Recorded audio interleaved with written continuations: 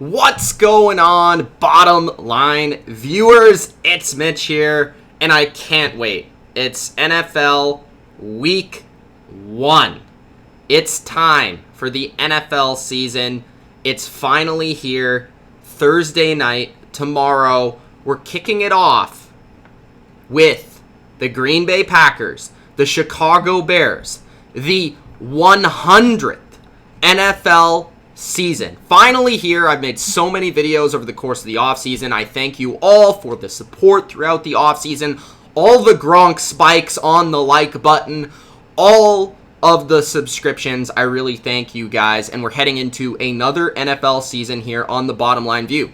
I'm going to give you my picks this season every week. So how this is going to work is I'm going to give you my straight up pick, as well as my pick against the spread for every game. Now, it's very difficult to pick every single game against the spread. I'm hoping I can do it. I've never actually done it for every game. I do bet occasionally, probably every week, on a couple games that I really like, and I'll let you know if I am actually putting real money on that game to help you guys as well make some money this NFL season.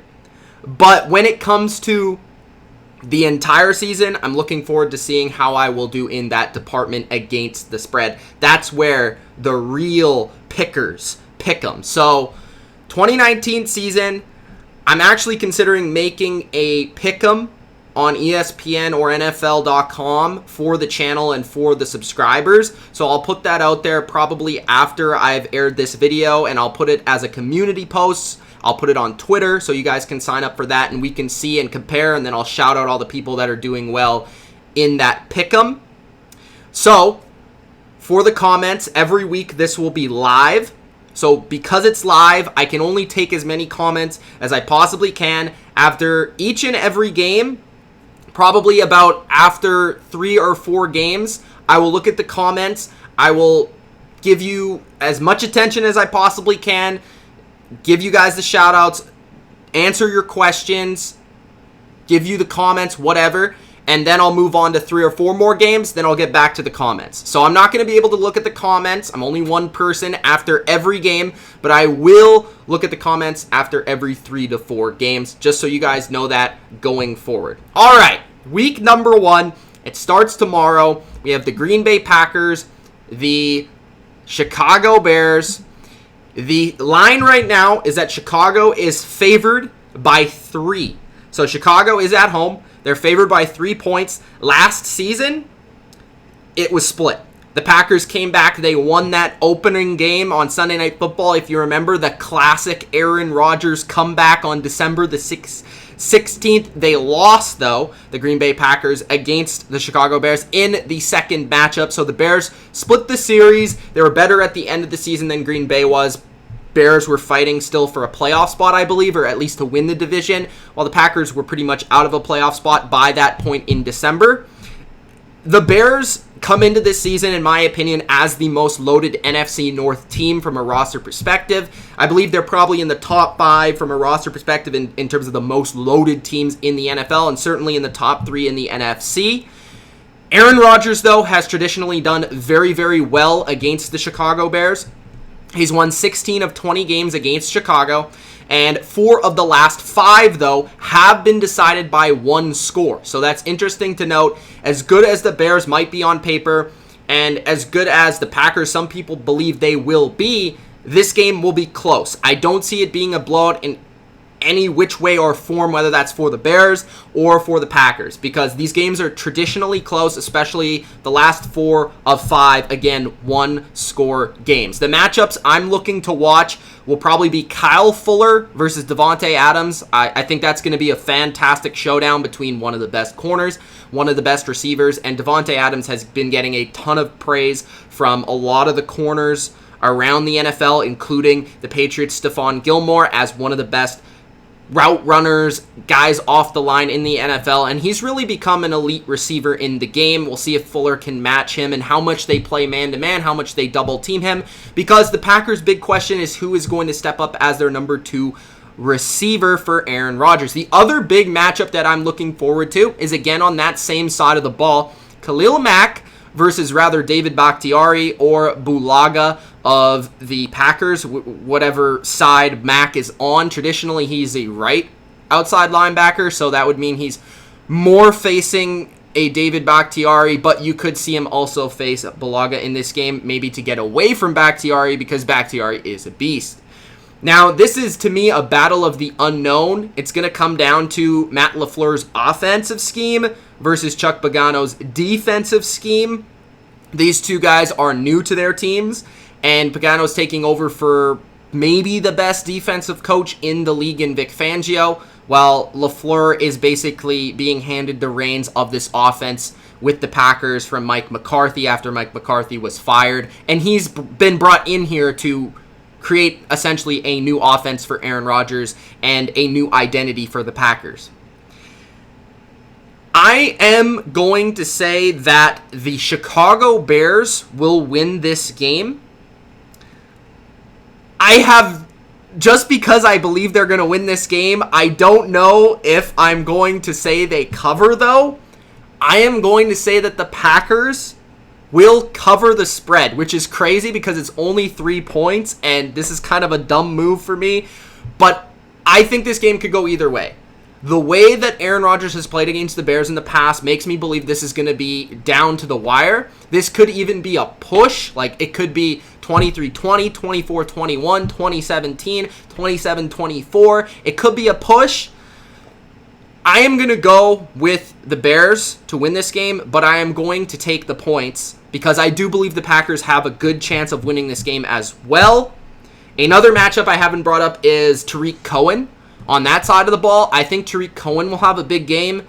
I think he stresses out the Packers linebackers. I don't really think they have anyone that can cover him in open space, so if they use Tariq Cohen in the correct way in the passing game, he should have a nice game. Trubisky, I want to see him coming into this third season. I want to see if he can take those strides forward. I think this game will be very entertaining. Like I said, it will go either way. I'm super excited that this is opening the NFL season because it's going to be epic. So I have the Bears winning, Packers covering, Packers, Bears, Thursday night. Bears are winning. All right, now that I got that game out of the way, which might be the toughest game of all of the games, let's go to Sunday. Sunday, I'm starting off with another very difficult game to predict, and that is the LA Rams going to Carolina to play Cam Newton. Okay, so the Rams, of course, went to the Super Bowl last season. Still high expectations coming into this year. But if you followed this channel, you know that I'm not super high on the Rams. But I am super high on the Panthers. The Rams right now are favored by 3 points, which is understandable. They are one of the favorites in the NFC. Once again, they made the Super Bowl last year. They have Jared Goff still. They have Sean McVay and Wade Phillips coaching. I'm going with the Panthers. I think if you guys have followed this channel, you realize or understand why I'm high on the Panthers. The biggest reason why I'm high on the Panthers, outside of Cam Newton and Christian McCaffrey, is I really like what they've done up front. And what they've done up front is really fix the offensive line and give the best offensive line that Cam Newton's ever had, along with the best weapons he's ever had. DJ Moore, Curtis Samuel, he has Greg Olsen, Christian McCaffrey. Just a lot of receiving weapons there. And an offensive line that's been upgraded at center, upgraded at tackle with Darrell Williams coming back. They have already a solid right guard in Turner, left tackle. They have Williams, right tackle Moton. I like their offensive line. I think it's going to be a top 10 unit this year. I think they will be able to run the ball somewhat, but I actually think they'll be able to pass the ball more. I do like the playmakers in the open field versus this Rams secondary. It's a little bit of an older secondary. I think they can take advantage in the open field and make some plays after the catch. I really, really think the most underrated aspect of the Panthers this season is Norv Turner and what he's able to do offensively. So I'm picking the Panthers, but I didn't even get into the biggest reason why I'm picking the Panthers. The biggest reason why I'm picking the Panthers is I think they will win the matchup, their defensive line versus the Rams' offensive line. The Rams' offensive line is very weak in the interior. Noteboom, Allen, Blythe, they are going to have to block Dontari Poe, McCoy, and Quan Short.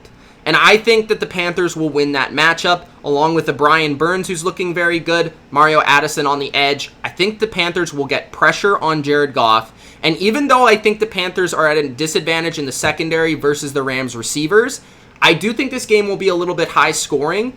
But I do see the Panthers defense being able to get a stop, being able to cause maybe a bad interception or get a sack or a strip fumble in order to win this game. I do believe that the Panthers will be able to contain Aaron Donald, and I do believe that Cam Newton is going to make more plays than Jared Goff. So at the end of the day, I'm going with the Panthers here to not only win the game from the spread perspective, being +3, but also winning the game outright. So I have the Panthers winning week 1 at home versus the Rams. If this was in LA, I might change my pick, but because it's in Carolina, I am going with the Panthers. Okay, the next game, we have the Tennessee Titans versus the Cleveland Browns. The Brownies, for what it seems like the first time in a long time, are actually favored going into a season in week 1. They are favored against the Tennessee Titans, a team that was one game away from making the playoffs in 2018. Now, I don't think the Titans are a team that I believe will be making the playoffs this year. I have stated that the Browns will be a team that at least contends for the playoffs, if not contends for their division crown, and I have them making the playoffs this year. Browns are -5.5. The way I see this game going is, of course, the Titans, what do they want to do offensively? Well, they want to run the ball a lot. And first off, that doesn't allow you to stay in a game against a team that can throw the ball down the field. But this is where the game becomes interesting. What I do believe in the Titans is that the Titans have a good defense. They have good coordinators, Dean Pease. They have a good coach in Mike Vrabel. They just have overall defensive scheme that's very sharp, very good, and at the top of the league. And they have a good secondary. They have, Malcolm Butler. They have Logan Ryan. They have Adoree Jackson. They have Kevin Byard. So this is going to be one of the most under-the-radar matchups of the weekend when it comes to the Titans secondary, covering Odell, Jarvis Landry, David Njoku, and all the different receivers that the Browns have. Now, ultimately, where I see the Browns having the edge is the Browns have a pass rush. Now, they have Myles Garrett. They have Olivier Vernon. They have Sheldon Richardson. These guys are going to get after the quarterback. Marcus has not looked good all preseason. This offensive line has looked really bad. The Titans' offense is not going to be very good. I have not seen anything that promises it to be better than 2018. They're without Taylor Lewan, which is huge because he would be blocking Myles Garrett. Now they have a backup blocking the potential defensive player of the year. So I have the Browns winning this game. I have the Browns covering in this game. The Browns will win by more than 5.5. The next game is the Kansas City Chiefs versus the Jacksonville Jaguars. After this game, I will get to the comments for the first time in this video. This, to me, is arguably the most fascinating game of week 1. And now some people might be sitting there like, Mitch, what do you mean? Fascinating? Chiefs? Jags? Didn't the Chiefs, destroy the Jags last year? And the Jags, are they even good?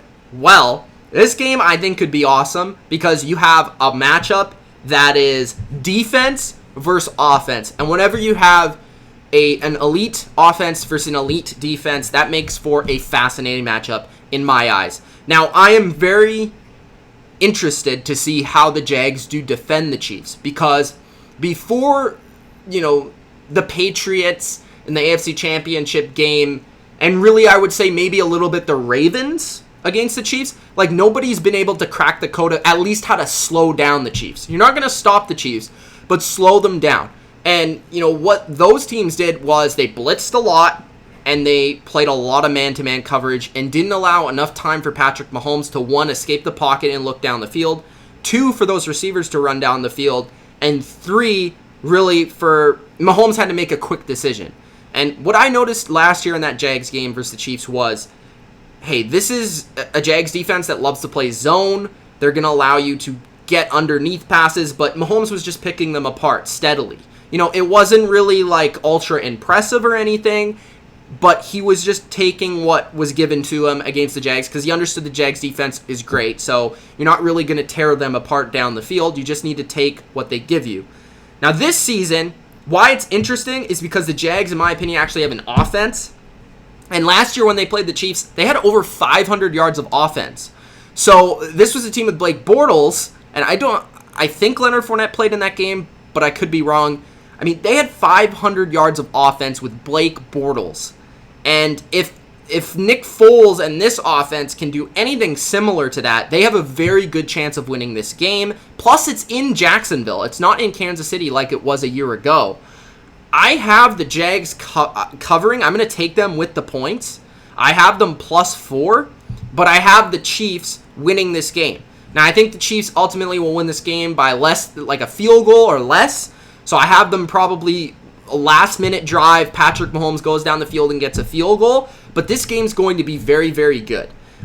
Where I do think the Chiefs will win this game is I just don't think the Jags will purely be able to dominate them running the football. I don't think the Jags will be able to just pound Leonard Fournette down the throat of the Chiefs because I think the Chiefs improved that area of their team when it comes to adding Clark and Okafor and switching them out for Houston and Ford. I think they're better against the run this year, which I have more faith in them facing the run game of the Jags than, like, let's say a year ago, which I think will be able to. And the Chiefs are just so powerful offensively that I just don't see how the Jags defense is going to be able to completely shut them down enough for the Jags offense to be able to win this game. So the one thing I'm concerned about for the Chiefs is they're going to Jacksonville in week 1. It's going to be extremely hot. It's going to be crazy hot, and it's just going to be difficult conditions to play in. And Nick Foles, I think, will be able to pass the ball somewhat against the secondary. And I think even the Jags could do a little bit of a shootout here. But if it does become a shootout in the second half, which it might, I just have to give that edge to Kansas City. So in week 1, where I don't really know what to expect from the Jags, I have to side with the team that I know better, and that is Kansas City. So I'm going with Kansas City to win the game, but the Jags to keep it close. I will take the 4 points. All right. Now I will get to the comment section. Let's get to the comments for the first time today. What's going on, guys? Let me know your picks in the comment section below. Let's get to it. All right. Sports Today is taking Detroit over Arizona by 10+ points. Atlanta over Minnesota. New England over Pittsburgh. And Chicago over Green Bay. Kevin Durkant says, Mitch. What's going on, Kevin Durkant? Sammy says, keep pounding. 4-on-4 says, sweet. Cage says, Bucks over Niners. Nemskit says, hello. What's going on? It's week 1, Mr. Wong. It's week 1. Ultra says he already misses Dilly. Bodo says, yo, what's going on, Bodo? Mr. Wong, do I start James White? I am not going to do any fantasy questions right now. I will do fantasy questions when I do the start 'em and sit 'em. That will not be live, likely. I'm not sure about that yet. Maybe it will. I'm not sure, but I'll do start 'em and sit 'em, or like give you the fantasy advice when the fantasy stuff comes out. So no fantasy questions now, just the week preview. What else do we got here? Ultra is predicting Bears over Packers 27-20. A bunch of people are picking the Bears. Seems like a lot of Bears picks. Elena's dad says 24-21 Packers win. Bodo says Chicago should be favored by 6.5. The Bears are good. They got unfortunate because of kicking issues last season, or they would have gone further in the playoffs. I still don't know if they've solved those issues. And if it comes down to a field goal, I'd rather take Crosby over Chicago. Jason says, hey, buddy. What's going on, Jason? Jason also is picking the Bears. Sebastian says Packers over the Bears. How? I'm not picking the Packers. I'm picking the Packers with the points. That's the difference. Nice shirt, says Michael. Thank you. I like this shirt. Go Panthers, says Desmond. That's Desi. Homicide Desi. What's going on, buddy? Bodo says Cam's hurt, shoulder issues. Rams roll 27-20. I don't know if 27-20 is roll, but sure. Keep pounding. Bethel says 35-25 Rams Panthers. If that's the case, that'd be a pretty exciting game. Same as George says Rams 31, Panthers 27. Hot Take Hockey's in the chat. Go subscribe to him. He says yes, Mitch. Lots of score predictions. Cleveland ties. That would be hilarious. Cleveland 28-28, says Bodo. 34-20, Browns over Titans. A bunch of score predictions. Elena's dad says Mahomes throws 0 touchdowns and 2 picks against the Jags. I know that you're a Jags fan, so makes sense. Turtle says, I feel like the Jags would be a great team if they had a real Pro Bowl wide receiver to help keep up, make plays. D.D. Westbrook, if he becomes that guy, then possibly that helps your cause. Goat Channel, says Rosario. Thank you. All right, let's get back to the picks, because I know that's why, at least I hope most of you are here. You know, it is a picks show, so let's go back to the picks. All right. Get back to my notes here. And we're going to go with the Baltimore Ravens at the Miami Dolphins. And to me, this is probably the easiest game. I already bet on this game in real money, real stakes here. So if you want to bet on a game, it's already 6.5. I bet on it when it was 5.5, and I still feel pretty good if it's under a touchdown. I think the Ravens could win this game potentially by 20. Now, I know the game's in Miami, but I think the Ravens are physically going to dominate the Dolphins. I just wouldn't want to be a Dolphins fan this week. The Ravens always start the season very strong. It shows in their preseason play. They're a very physical team. You don't want to play them. They hit hard. They're good up front on both sides of the ball, offensive, defensive lines. I think Josh Rosen's going to struggle to score more than 10 points in this game. And even though I think the Dolphins defense won't do that terribly against Lamar Jackson in this offense, which we have no idea what to expect from them, which is also something that I like about the Ravens in this game, is that what do the Dolphins game plan for? I mean, it could be absolutely anything that they have to look out for. I do see this game being the most likely to be a blowout in the Ravens' favor. The one thing I don't like about this game is that it's in Miami and it's going to be really hot like Jacksonville. And those conditions are never good in week 1 because you're not as conditioned as you would be in a week 3 or a week 4. And also, you know, it's just kind of catches you by surprise and you're not used to it like the Dolphins players are. What else do I really have to say about this game? I just think when you look at the Ravens defense, sure, it might not be as dominant as it was a year ago, but they're going to send a lot of people at the quarterback because they know they can afford to play man-to-man across the board and take away these receivers. There's no receivers, especially without Kenny Stills there, that you have to worry about beating you deep. There's no receivers that are going to get off the line versus this elite corner secondary group that the Ravens have. And I just feel like the Ravens are going to smother the Dolphins offensively. The Dolphins have a really bad offensive line, and I feel like they're going to be able to scheme up a bunch of blitzes to take advantage of that. I just don't see Rosen having a good game here. I could see multiple interceptions. I could see the Ravens just running away with this football game. So I have the Ravens covering the 6.5, winning this game pretty handily.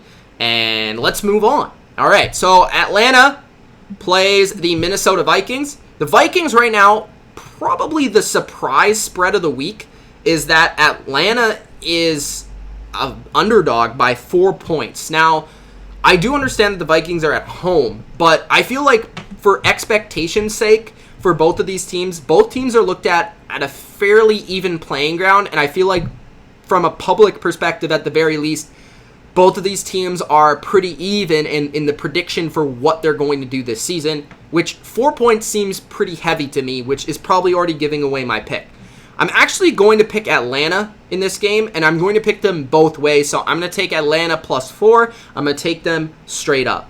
So the reason why I'm taking Atlanta, even though the Vikings are at home, they were 5-3 at home last season, which isn't spectacular, including a loss to the Bills, of all teams. They play in a dome.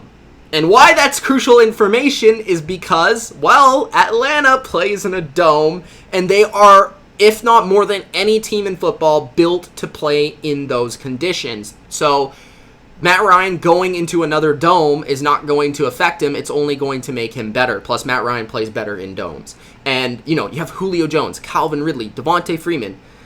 All this speed you have to handle from the Falcons' perspective. So Minnesota, I just don't know really what to expect from them. I don't really see them as having fully solved their offensive issues. I don't know how dynamic they're going to be offensively. And when you're talking about the other side of the football, Atlanta is as dynamic as they come. Dirk Cutter's the new offensive coordinator. I think that's a massive upgrade. I'm intrigued to see Dan Quinn at defensive coordinator. I'm intrigued to see the Vikings offense as a whole. I'm intrigued to see if the Vikings can even block Grady Jarrett. You know, it's going to be a rookie center week 1. That challenge is massive to block Grady Jarrett. Is Xavier Rhodes going to be Xavier Rhodes of 2017 or 2018? Because if he's 2018 Xavier Rhodes, he's going to get lit up by Julio. So there's a lot of questions here. The biggest concern I have for Atlanta is if they can block for Matt Ryan. They have a backup right tackle in the game. I know that one of their first-round picks is not going to be playing or starting at least week 1. I believe the guy's name is Sambrello, who's playing week 1 for Atlanta. I have no previous knowledge on him, so I can't really give you any info, but he is a backup nonetheless, and he's not a very good one. Also, Atlanta, they really didn't look great in the preseason. I know it's the preseason, but I do have concerns with them when it comes to the offensive line and protecting for Matt Ryan, which makes me believe this game will be within a touchdown, but I do have Atlanta winning and squeaking one out on the road. I just don't see the Vikings being dynamic enough offensively to win this game. I don't really see how their defense is going to dominate the Atlanta offense unless they get that massive pass rush. So I will take Atlanta both ways to both win this game and to take them with the 4 points as the underdog.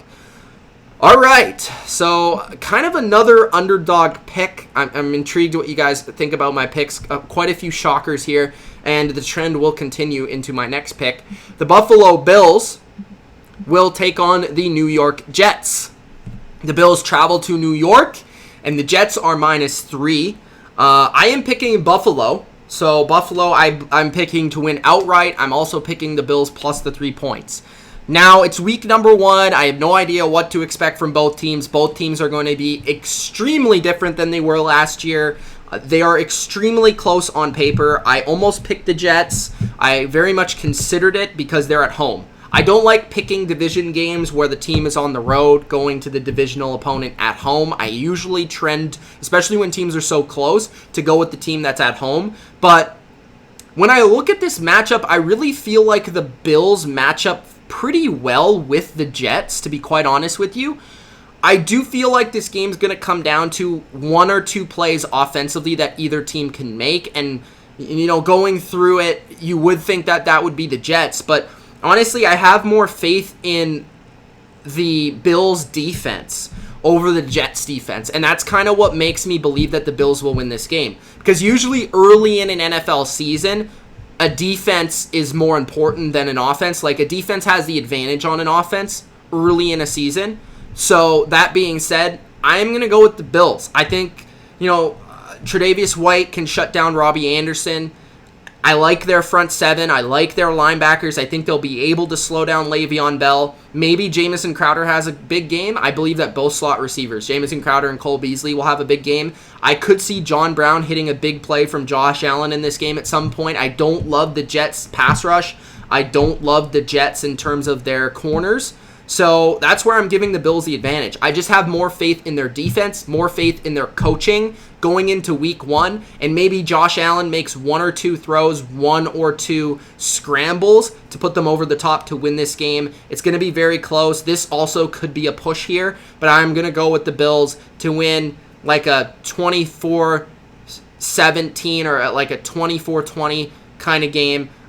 Maybe even closer, like 23-21. I don't know, something like that. It's going to be really close, really good game. This is one of the sleeper games of the week because both of these teams, I believe, are wild card contenders in the AFC. All right. The next game is another divisional game. It's the Washington Redskins, the Philadelphia Eagles.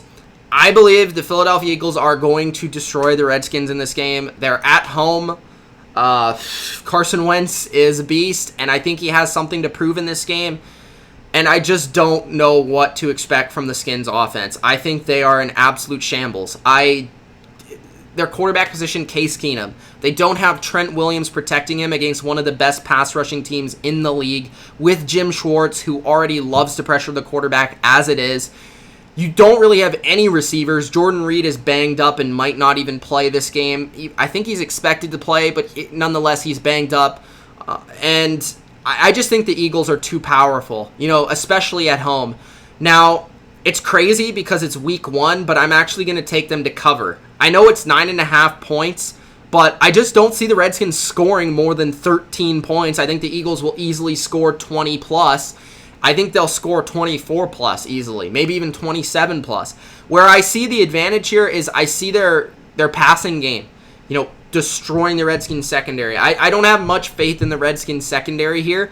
I don't think the Eagles will be able to run the ball that well because I like the Redskins up front, but I don't like the Redskins in the back. So I am going to go with the Eagles. Carson Wentz, Deshaun Jackson, a couple of big plays in this game in his reunion in Philadelphia. I think Alshon Jeffrey will have a big game. Zach Ertz, all these guys are healthy. All these guys are ready to go. All these guys are coming in the season with expectations, but they don't have the target on their back that they did a season ago. I think this is another candidate for blowout of the week. The Eagles will win at home, -9.5. They will cover as well. I'm going to say, if I had to throw a score out there, 31-13 Eagles. All right. Next game is the Chargers taking on the Colts. Now, Chargers-Colts, this is one of the games that I think a lot of people are sleeping on one of the teams. I think a lot of people are higher on the Chargers than they should be, and I don't think they're high enough on the Colts after the whole Andrew Luck situation. I have the Colts with the 7 points. I think the Chargers will win this game, but I think the Colts will make it close enough for me to take the 7 points. So I think it will be like something like 24-20. I think it will be a lot closer than people think. So the reason why I think this is because the Chargers are injured going into the season. And the big place where I think this is going to hurt them is at left tackle. Okung is injured. Russell Okung played for the Seahawks in the past. He's been their left tackle there in LA for probably 3 to 4 seasons, I would say. And he's injured. He's not going to play week 1. Derwin James is injured. The heart and soul of their defense, especially their secondary. And Melvin Gordon is not there. A guy that, sure, are running backs overall valuable to wins and losses? Maybe, maybe not. I tend to be on the side that running backs are not as important as people like to think. But Melvin Gordon's still better than Austin Eckler. He's still better than Justin Jackson. Where Melvin Gordon is a difference maker is he has that breakaway speed. He has that big play potential on every play. Well, I don't feel like either Eckler or Jackson has that. I think that Sheard and Justin Houston could take advantage of the tackle play for the Chargers, and I feel like Phillip Rivers will be under a little bit too much pressure than people will expect. My question for the Colts is, can they contain Bosa and Ingram? Can they run the ball with efficiency? If the Colts can run the ball with efficiency and control the clock and play their style, I do believe the Colts can actually win this game. I do feel like this game will be a little bit more lower scoring than people expect, and that's why I'm taking the points here with the Colts. I don't feel like Jacoby is as bad as also people think as well. I think Jacoby's pretty good. I think Jacoby is the best backup in the league and now, one of the lower end starters, but still a starter nonetheless. And I think he will surprise some people with a couple big plays here. You also have to remember that there's some motivational factor in this game. Andrew Luck saying goodbye. Colts have now been gone from AFC South favorites, even top 3 AFC teams, to they're not going to make the playoffs. No one believes in them. That's bulletin board material as far as I'm concerned. So the Colts, I have them plus the 7. Chargers, though, will win the game just slightly because I think Rivers will pull out a last-second drive. All right, let's get back to the comment section. Let's see what you guys are talking about. Guys, Gronk, spike that like button if you haven't already. Subscribe if you're new and you're just joining me for the first time. We have some Brissett is overrated. I wouldn't have paid Landon Collins that contract. Says Atlanta fan. I agree. I don't think he's worth that contract. Even though I think he's a good player, I wouldn't have given him that. Stacy says, best backup in the league, Bridgewater, Tannehill. I think he's better than both of them, especially Bridgewater. I don't think Bridgewater is that great. I actually think Taysom Hill might be better than Bridgewater. Maybe that's a hot take, but that's my opinion. George says, hey, Mitch, tell Matt Stafford a run game isn't important. A run game is important, but I feel like you can run the ball without having a great running back, if that makes sense. Jonathan says Colts +7 with an exclamation point. What else here? Turtle says, boring game. Don't be shocked if the Colts win, but I'm saying Chargers 20-17. I agree. I feel like it's going to be kind of like that. Tillery gets his first sack, and Eckler runs for 100+ yards. That's a prediction. Atlanta fan says, no Gordon, no Derwin James is really going to hurt L.A. Bodo says, Rivers is down 4 with 52 seconds left. Drive down the field to win the game. That sounds about right, Bodo. I agree with that. Rodney says, Eagles 41, Redskins 10. Stacy says, give me Chargers 28-14. Sammy says, Chargers 26-16. Atlanta fan says, Eagles 34-10. I think you guys are pretty accurate with these scores. I know it's week 1, but I'm trying to give you my best bet. Nemskit says, I'm picking Buffalo to win 21-20 because I don't think Sam Darnold is ready just yet. Interesting.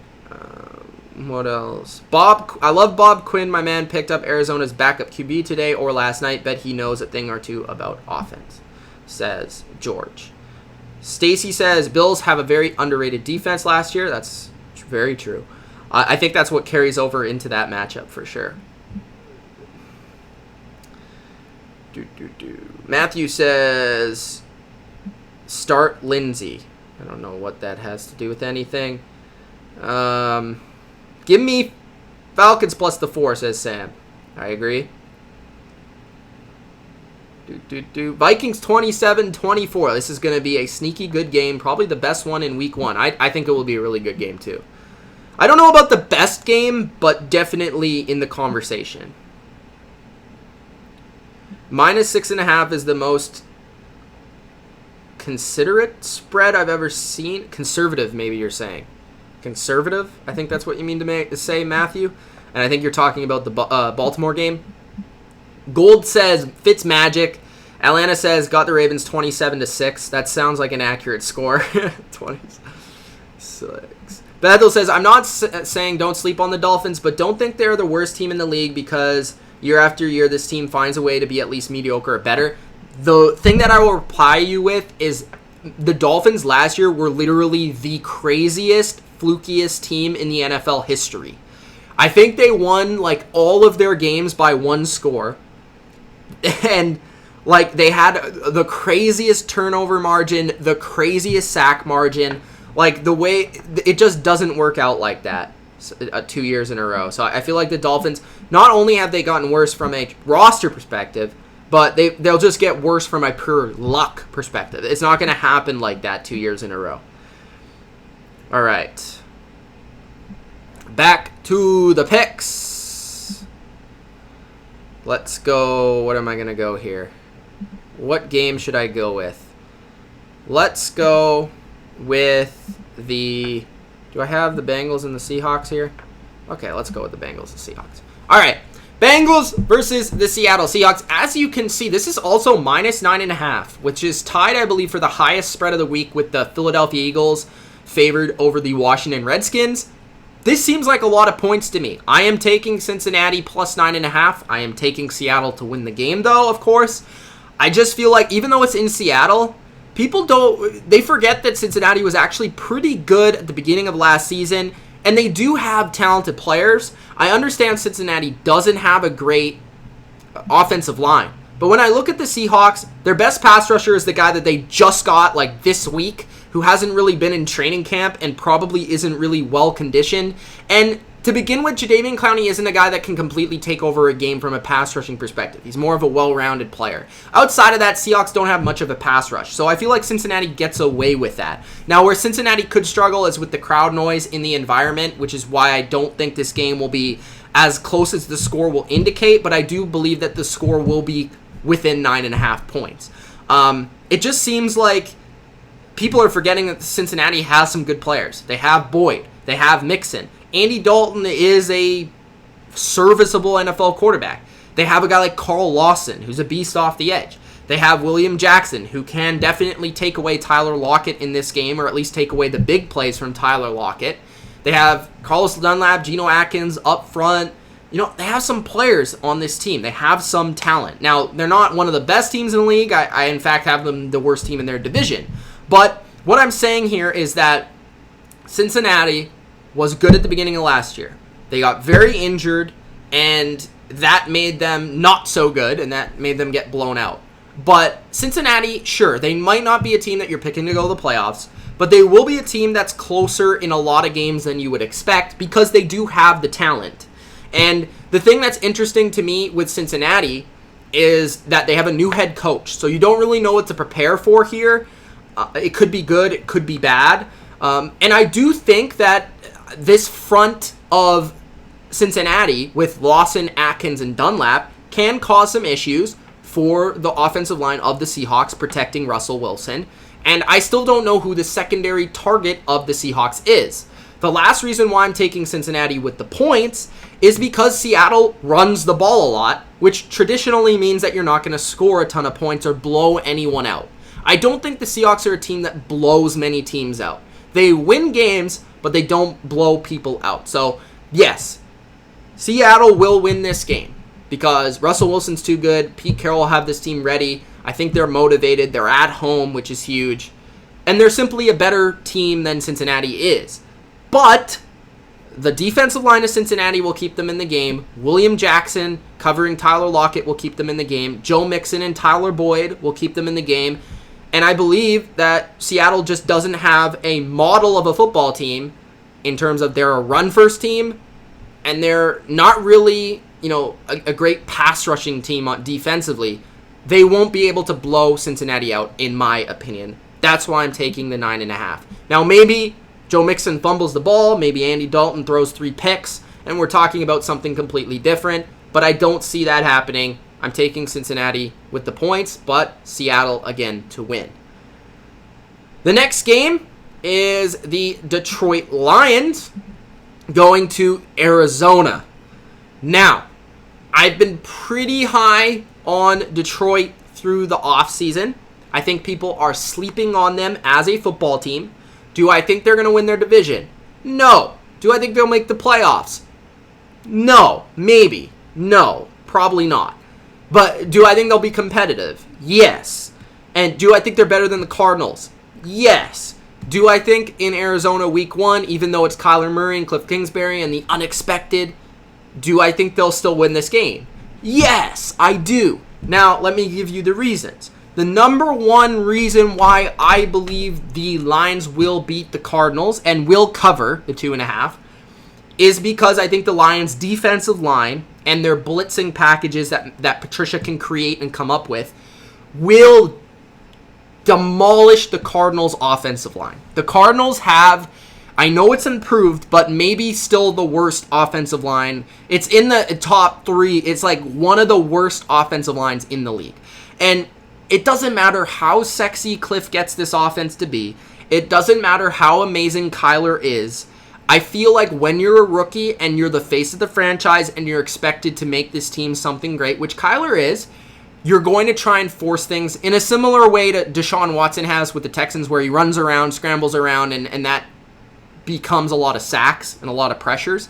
I feel like that's going to happen in this game, and Patricia will out-scheme Cliff, and I feel like Patricia will confuse somewhat Kyler Murray. So Kyler will make some plays because he's a beast from an athletic perspective, but I feel like the Lions are the better team. They're better up front in both areas of their football team. I think Matt Stafford looked really good in preseason. I like Kerryon Johnson. I think this is an easy pick for me. I'm going with the Lions, and I think they will cover. even though the game is on the road, but the game is not in really a tough environment in Arizona. So I'm going with the Lions to win and to cover. All right. The Giants against the Dallas Cowboys. Guys, I'll just answer the rest of the comments at the end of the video. I only have like 4 games or 5 games left, so I'm just going to go through the rest of them, and then I'll answer the rest of the comments and give you the rest of the shout-outs at the end. So, Cowboys-Giants, this one's pretty simple to me. I do have the Cowboys winning this game, and I also have them covering, but I'm not very confident about the cover part. I am confident about the win part. I'm not confident about the cover part. The game's in Dallas, and as for as much as I've ripped the Giants, I have to give them some credit. I believe their offense looks better from a scheme perspective. I think Pat Shurmur's put some new things in there that I like. I like their offensive line better. I think Eli's looked better than expected this offseason. And I think actually Eli's better this season than he was last season. And I also like the Giants in terms of they're very big in the middle of their defense, and they won't be easily ran on. So even though Zeke's back and ready to go, and I think the Cowboys will get an initial jolt from that, I don't think it's going to be easy by any means to run versus the Giants, and I think that will make the game close because it will force the ball into Dak's hands. And I do think Dak's going to have a good season this year. That's one guy I haven't really had a chance to talk about, but with the new Kellen Moore offense, I do believe that Dak's going to have his best season ever. I made that a bold prediction. I think that starts in this game, where I don't really think the Cowboys will run the ball as well as expected, but they'll pass the ball better than expected in this game.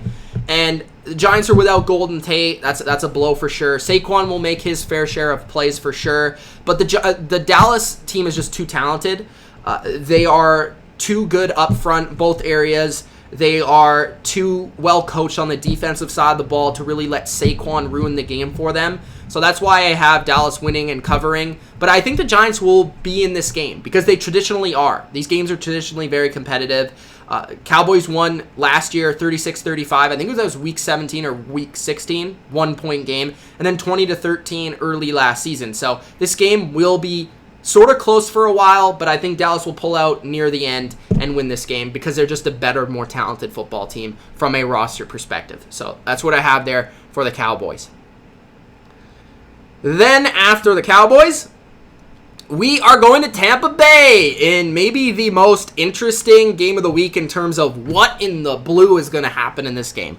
Do we believe in the Jameis Winston experiment one last time? Do we believe in Bruce Arians and the new Tampa Bay Bucs? Or do we believe in Jimmy Garoppolo, Kyle Shanahan, and the much improved, at least on paper, 49ers? So, I wonder where I'm going to go in this game. If you guys know me at any degree in terms of following this channel, you know I love the 49ers. I'm picking the 49ers to not only with the point, which Tampa Bay is favored. I'm surprised, actually. But San Francisco will win this game. And if you're taking them to cover, the 1 point, then obviously you're taking them to win the game. So, reason why I have the 49ers winning this game is it's actually very simple. Offenses are pretty even. When I look at it, 49ers have a much, much, much better defense. And that's why I'm going with the 49ers. It's actually pretty simple. Now, I think that Tampa Bay will score on the 49ers. But I think that the 49ers will just make a few stops here. They have a better pass rush, I should say, going in the season than they did last year. They have a better secondary, I do believe. I do believe that Sherman isn't a bad matchup for Mike Evans. I think you could see him follow Mike Evans around. Mike Evans will make his plays, but I think Sherman kind of has something to prove this year. He was good last year, but not like Richard Sherman-esque.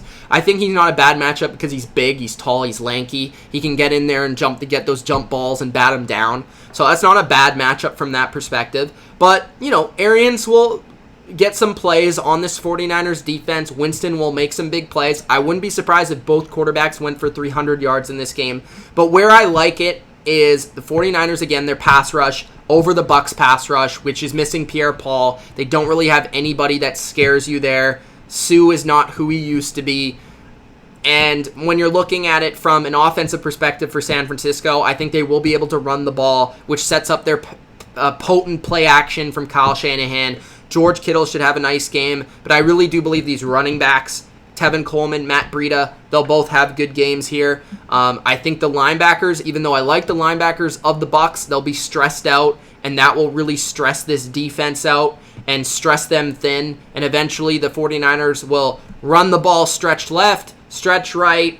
They're going to gash them for some big runs. Then they'll be able to hit those play actions wide open down the field, a couple big plays to Pettis, a big play to Goodwin, a big play to Kittle. They'll be able to win this game. So I'm taking the 49ers with the point and to win the game outright. 49ers over Bucs in this football game. All right, guys.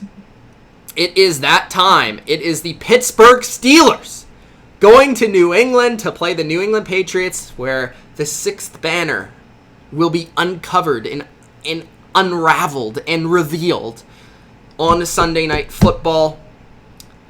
The Patriots, the Steelers. Remember, the Steelers won this game last year. I know a lot of people are going to say the Patriots traditionally dominate this rivalry. I think this rivalry has sort of changed a little bit. And what I mean by that is I think the teams have changed. I think the Patriots have become a team in the way that they are built that is better for the Steelers. Like, the Steelers match up better with this type of Patriots team than they did with, let's say, the 2015 Patriots or the 2016 Patriots or the 2014, 2011 Patriots. One of those teams where they were more spread them and shred them, while the Patriots now are more of a, we like to run the ball, we like the play action, we like the big play passing game, and we play defense. And that kind of plays into the Steelers' hands a little bit more. And I think these Steelers are really good. I think they have a lot of talent on both sides of the ball. I think Ben Roethlisberger's on a mission. I think he's an MVP candidate for sure. But it's New England. It's the Patriots in New England. Week 1. Unveiling the banner. They're going to have some sort of singer there or rapper. Probably Meek Mill. Hyping up the boys. Edelman's going to fly out the tunnel. Josh Gordon, fly out the tunnel. Josh Flash Gordon is back. Which, by the way, this was the game last year before he got before he got suspended.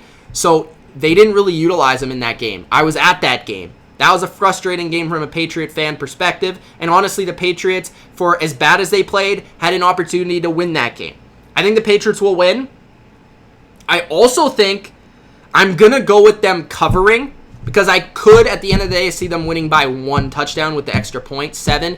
Even though I probably should go with the Steelers. Like, this is more of a heart pick. I'm just going to be honest here with them covering the game if I'm being hopeful from a Patriots fan perspective. So don't bet on this game because I'm more of a heart here. Like, I feel like the Steelers could easily, with the 6 points, make it close enough. And they have the past 2 matchups, which makes me nervous for picking the Patriots covering. But the reason why I have the Patriots covering, the biggest reason, is I love their defense this year. First reason, I love their defense this year. They have a fantastic secondary, and that secondary can cover all of what the Steelers have. And the biggest thing that hurt the Patriots in these matchups in the past is even though they had a good secondary the past 2 games that they played them, the Steelers had Antonio Brown. The Steelers had more weapons. So it made the Patriots stress out their,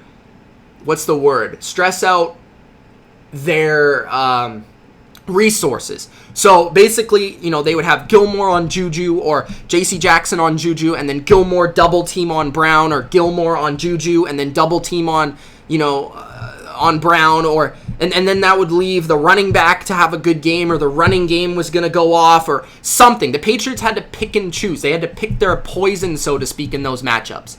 And in this matchup, I don't think that's the case. I think they can shut everything down without having to, stress their defense out or stress their resources out, if that makes sense. I hope that makes sense. In this game, I just feel like it's more like, okay, we're just going to put Gilmore on Juju, or we're going to put JC and a double team on Juju in certain situations. We'll mix it up a little bit. And I feel like, McCourty can take Moncrief easy. We don't have to really worry about that. The running game with Connor, we're going to put more resources to stopping that in the box. And just overall, the players are better for the Patriots on defense. And that's where I see the Patriots winning this game and covering there from that perspective. I also think from the Patriots receiving game perspective, they have more weapons. Gordon is better than Chris Hogan. Edelman is Edelman. They have James White. Sony Michel looks really good coming in this season. They still have a really good offensive line. And again, it's that Patriot opening night feel. That's a big factor here. So I'm going with the Patriots to win and to cover the 6 points. Now to Monday Night Football.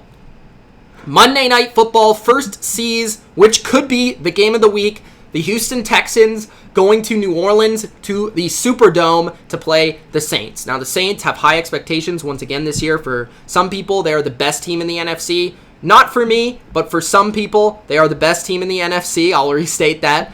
And I do think that they are a good team. And I do initially think that at home, they're too good to bet against. So I will take the Saints to win this game outright. But I do think this game is going to be so fun. I think this game is going to be high scoring. I'm going to say like 34-27 Saints. I do think the Texans will be able to move the ball against the Texans. And if you guys see this is in fact a push in this game with the spread. So Saints, Texans, I have 34-27, but I'm going to take the Texans plus 7 because it could easily be 31-28, 34-30. I think the Texans will score a lot, even though I think the Saints defense isn't so bad. I'm not trying to say the Saints defense is bad. I'm trying to say the Texans offense is that good. I think Deshaun Watson will have a good game. Will Fuller is healthy. DeAndre Hopkins, Duke Johnson, too many weapons to cover. But Drew Brees in the Superdome, week 1, Monday Night Football plus home team. Never bet against that. So I have the Saints here to win the game outright, but the Texans with the 7 points. And the big game on Monday night, the John Gruden Hard Knock Raiders will host the Denver Broncos. The Raiders are minus 1 point in this football game, as I have to change the graphic real quick. The Broncos will win this game, I actually think. Now, the reasons why I'm going with the Broncos here, and I know I just said don't bet against the home team on Monday Night Football. Well, this is pretty much like this is even pretty much. Like if the Broncos win this game, they will in fact win this game with the spread as well. I just think the Broncos are more prepared to play this game. I think Vic Fangio is a new head coach. I'm intrigued to see it, but I think Joe Flacco, he's a pro's pro. I like their running game. I think their offensive line is underrated. I don't like the Raiders' front seven. I don't think they can stop the run very well. I don't think they can stop the pass very well or get after the quarterback very well and expose the Broncos' offensive line if there's any interesting things going on there. Or like if there's issues for the Broncos' offensive line. I don't think Oakland can take advantage of it. So I have the Broncos both ways. I like their defense a ton. I don't think AB will be much of an issue because they have Chris Harris, they have Bryce Callahan, they have a lot of different corners that they can match up there and take him away. Plus, Vic Fangio's a mastermind. And when it comes down to Vic Fangio's defense versus John Gruden's offense, I think Vic Fangio will have everything on lock from John Gruden. So even though I didn't want to pick against the home team on Monday Night Football, I have more faith in the Broncos coaching. I have more faith in the Broncos defense. And I do think that Joe Flacco will have the Broncos offense ready to go enough for the Broncos to look good enough to win this game in Oakland. And I don't really fear that Oakland home field advantage as much as some people. So I am going to go with the Broncos. I just feel like they're a more well-equipped team to play week 1 here against the Raiders. Maybe that changes down the road this season. But overall, I have the Broncos winning with the spread as well as straight up. So those are my picks for week number 1 of the NFL 2019 season. It is, in fact, my birthday today, guys. I don't know if you know that or not, but that also means that I'm pretty busy tonight and I have to go for dinner. But I will stay here for a couple of more minutes just to read the final comments here, and then I will take off. Let me know what you guys thought of the week 1 preview, the week 1 picks, the way I did the video, anything. And if you have any ideas for me going forward or any ways to change it or make it better, always let me know. I'm always up for that. Michael says happy birthday. Thank you. Stacy says everybody's saying happy birthday now. So thank you guys. Appreciate that. And I appreciate your support. Again, Gronk, spike the like button. Subscribe to the channel if you haven't already. All right, let's go to the comments and let's read these final comments here.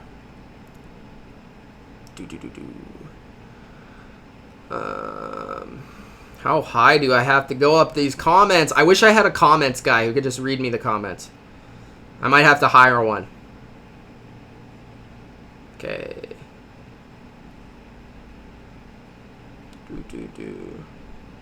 Anthony says, Mitch, what's your favorite matchup of the week? Top 3 favorite matchups. Patriots, New England. Or Patriots, New England. Pittsburgh, New England. Sorry.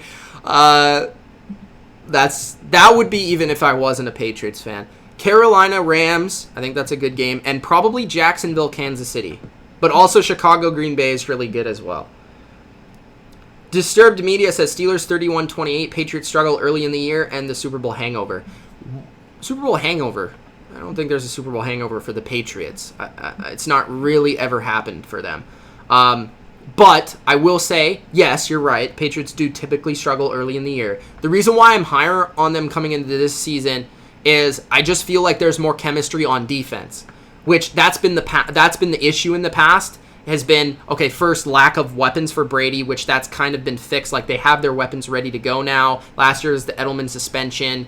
2 years ago, there was a lot of new faces. And, you know, the defense, they haven't had a lot of turnover from the offseason. That's where I think they've struggled. I don't think they have as much turnover here. They only have real additions that are just adding to the mix. So that's why I feel more confident in the Patriots week 1 through week 4 than I have the past couple of seasons.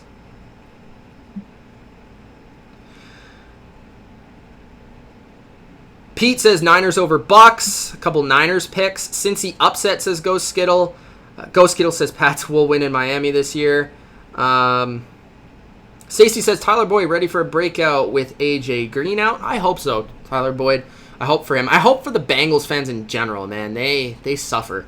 Bodo says worst game of the year. Sea Chickens win 30-12. Bethel says Seahawks 23-9. This would be a blowout, but like the Patriots, the Seahawks don't play well in September. Ultra says Seahawks 28, Bengals 20. Andy Dalton chokes late and Russell Wilson is clutch again. You've just seen so many of those Seahawks games where Russell Wilson pulls it out at the end, and it's so predictable. Honestly, it's right underneath Tom Brady predictability. Zay says Clowney coming out party. Stacy says serviceable is the most accurate word to describe Dalton. He's not terrible, but he's not great. Alana says Bengals definitely have talent, but for some reason they can't get it together. Their linebackers are trash. I'd agree. Their linebackers are not very good. 35-13 Seahawks. I don't see the Seahawks scoring 35 points. Maybe I'll be wrong. I just don't see that happening. Do you think Mixon will find success? I think he can find success as a receiver. I'm not sure as a runner. We'll have to see. I have no idea. It really depends on the offensive line more than Mixon. Pete says Lions win that one. Lions 20-10 says Kevin Durkant. Anthony says Lions 13-6. Cardinals 17-9. So low scoring predictions here. Larry says 13-3 Lions. I think Stafford will have a better game than that, guys. I think he'll score at least around 20 points. Giants upset the Cowboys, says Pete. Browns win the AFC North title, says Deshaun. Bethel says 41-10 Cardinals. Holy smokes. But he'll say it because more of a Lions bad performance. 31-27 Cowboys. I don't see the Giants scoring 27 points. It's possible, but I don't. Hot Take Hockey says Milani, Bucks in week 1. All right. Ultra says 49ers 30-23. Pete says 49ers will win. Ultra says Matt Breida, Tevin Coleman, and George Kittle get touchdowns. Bodo says Jimmy G will still be hurt. Tampa Bay wins. What else here? Bucks secondary is gross. I would agree with that statement. Atlanta fan says, honestly, it's a toss-up. I think Tampa Bay wins. All right, to the Patriots predictions. Larry says Patriots 17-14. Also, Larry, I agree with you. This is going to be a lot more defensive than people believe. I think it's going to be under 24 points for both teams. I'll say that. Tristan says 42-35 as I say that. Pittsburgh 30-27 says Kevin Durkant. What else here? I got Pittsburgh, says Hot Take Hockey. Ultra says 28-24. Pats. Unrelated, but Mitch, I think it would be awesome for you to analyze the Bottom Line View fantasy teams in depth. Feel like people would enjoy that. We'll see. I just haven't had a lot of time because school started and I've been moving into this place. Broncos 23-16, Raiders 20-14. I could see this game being a tie. Broncos and Raiders seem very close. They're pretty close. All right, guys. Okay, locks. Let's go over my locks. A couple people are asking for the locks of the week. Let's look back at my picks, and then I will give you my locks. The games I have already bet, I don't think it's a lock, but I really like the Panthers +3. I like the Browns -5.5. I love the Ravens, so that would be a lock. I love the Lions. I like the 49ers. I like the Texans. All of those games would be considered, you could consider betting on those. And I also like the Colts +7. I don't know what like my top 3 would be. I don't really want to give you a top 3, but those are the ones that I would consider betting on. The other games I probably wouldn't touch, even though the Jags are kind of interesting, but the Chiefs are just too good to bet against, so I wouldn't do that. And also the Patriots game, I don't know what to really expect, so I wouldn't bet on that either. And just the other games like Eagles 9.5, maybe that's bettable, but I just feel like it's too many points for week 1. Maybe you feel differently, but that's just me. All right, guys.